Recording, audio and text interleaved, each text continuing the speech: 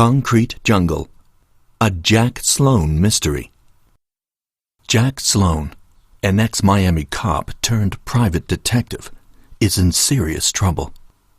Down on his luck with a gambling addiction that threatens to shred the new leaf he's turned over, his debts to drug dealers are about to get him the beating of his life, or worse. Life in the concrete jungle isn't easy, and Jack contemplates taking drastic action until a knock on his office door makes all his troubles disappear. He suddenly has a new client with a simple problem and loads of money to resolve it. Or that's how it seems. As the nightmare escalates, Jack Sloan finds trouble around every corner of Miami and South Beach. Too late, he discovers his client's lies have dug a very deep hole, a hole deep enough to bury them both. And there is only one way out. Somebody has to die.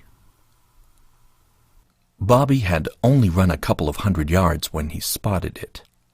The evening seagulls were gathered at something resting in the sand, resting at the edge of the water and retreating tide.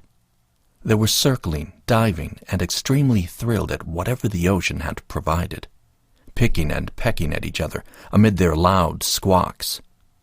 Bobby ran quickly up to see what had them so excited. He wished he hadn't. Sticking from the sand, and just recently exposed by the outgoing tide, was a man, or part of a man. It was his head that attracted and excited the gulls.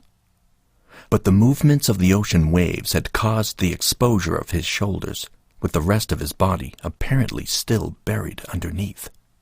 His wide open eyes had been partially eaten by the gulls, but what remained was blankly staring up at the heavens.